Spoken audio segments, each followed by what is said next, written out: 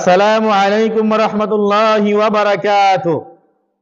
সম্মানিত দর্শক ও শ্রোতা মণ্ডলী, আজকে আমি আপনাদের সম্মুখে এরকম একটি সময়ের বিষয় নিয়ে বর্ণনা করব যেই সময় নামাজ পড়া বিলকুল মাকরুহ, সিজদা দেওয়া মানা করেছেন।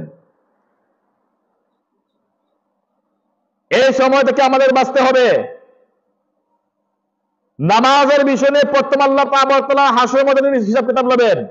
আর সেই নমাজই বলেছেন মুহতারাম সামিঈন কান যে 3 সময়ের মধ্যে নামাজ পড়া আছে মাকরুহ। আর কিসের জন্য মাকরুহ আমি আজকে আপনাদের সম্মুখে এই বিষয় নিয়ে বর্ণনা করব।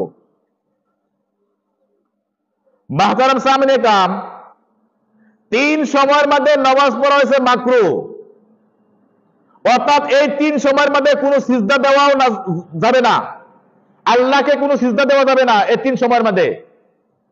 কিসের জন্য?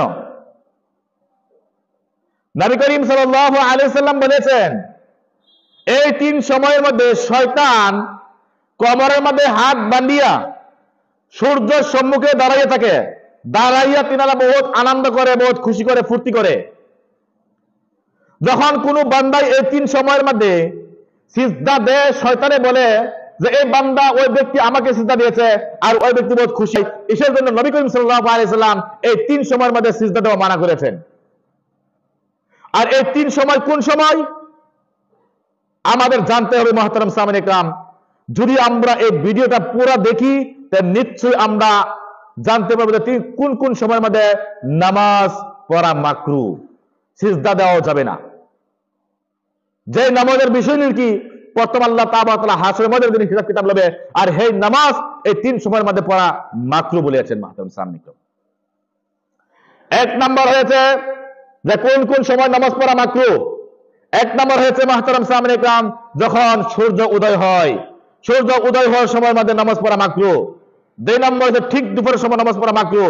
3 নম্বর হচ্ছে মুহতারাম সামিঈন ইকরাম যখন বেল ডুবে, বেল ডুবার সময় নামাজ পড়া মাকরুহ। 1 নম্বর হচ্ছে মুহতারাম সামিঈন ইকরাম তুলুল আফতাব, সূর্য যখন উদয় হয়।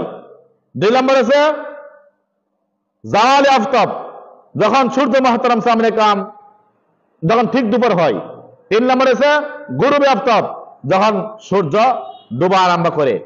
যখন সূর্য ডুবে যায় তখন মুহতারাম সামিঈন ইকরাম নামাজ পড়া মাকরুহ। এই 3 সময় আল্লাহ তাআলা মানা করেছেন, বিশ্বনবী মানা করেছেন যে এই 3 সময় নামাজ পড়া মাকরুহ বলেছেন।